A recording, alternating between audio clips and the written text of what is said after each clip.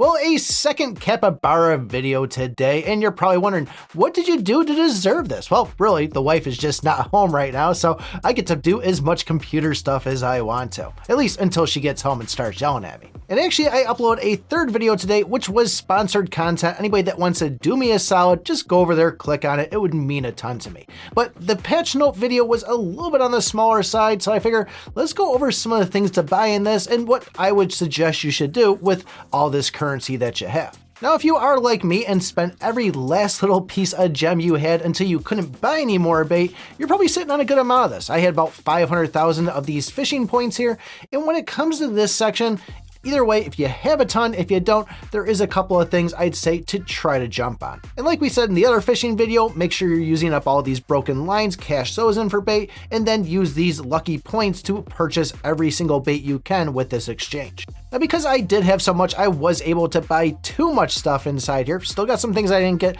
but as I always said, judge me if you want, those lucky silver coins are going to be a big thing to get. Yeah, you might be getting a ton of them right now because the dungeon is easy for you, but as you get further in, it gets harder, they become more difficult to get. The other thing I really had my eye on was the inheritance books. You saw the video, took my Bone King up to Mythic Plus 2, and I kind of robbed some books from some other things in order to do that. So that was one thing I really wanted to get in on. The Elite Pack, that was another quick and easy one there, and then I also wanted to get up all these wishing scrolls that I could.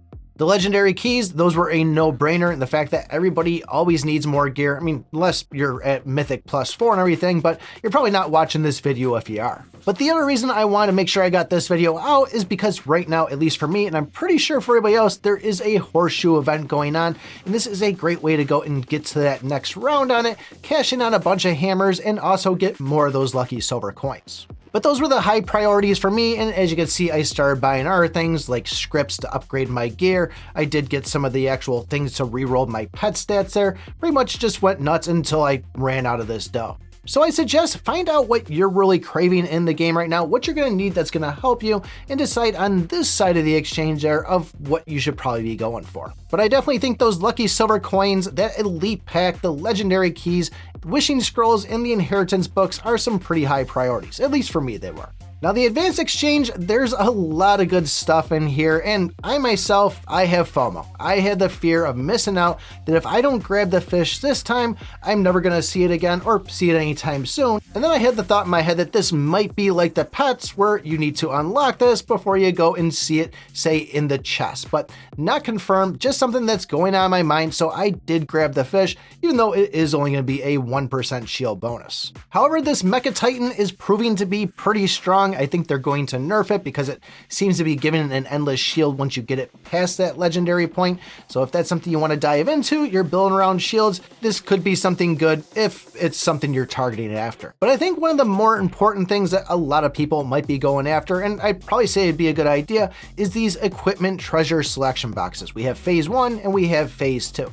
Now, I could have gotten it for my Sky Splitter there, or even my Whisperer. One was going to give me a crit increase to take it to 4 stars, and then the Sky Splitter was going to be an extra 5% combo rate, which I really didn't need at this point. I did just get my Bloody Grail, so I went for the phase 2 on it and ended up getting the Arcana for that. But if you don't have an Arcana for your weapon yet, I'd highly suggest go for one of those things first. You really want to start building that up, and most likely you're probably already picked your S-grade weapon you want to continue on with, which probably is going to be the Sky Splitter. I don't know too many people that are going for the Spring Orchid on this one, but what I'd probably say is go for that S Epic Legacy box. This is where you can go and pick an S-grade hero to pick. Knight of the End, probably one of the best ones you can go for on it. I did have the option where I could have taken my Wild Vulture, finally get that to Legendary there to be able to get that extra combo, which is another good way to go, but I really wanted to get this Knight of the End just up another tier. But the Epic Legacy box is also going to be a good one. It's not going to be an S-grade, but this is going to be great for building around those brands that are working for your build. I'd say anything you have left over, go for that random hero box, and then if you have anything less than that, get the insignia, and if you have a single one left, then that's where I would go and pick up the Elite Pack. But that's what I would choose. I guess let me know what you guys are going after. If you didn't see the patch note video, I'll have that link down in the pinned comment and also right here. And if you guys want to help me out and watch that sponsor video, I'll have that link down there too. So hopefully you found this helpful. Thanks for watching, and remember, I pick my butt.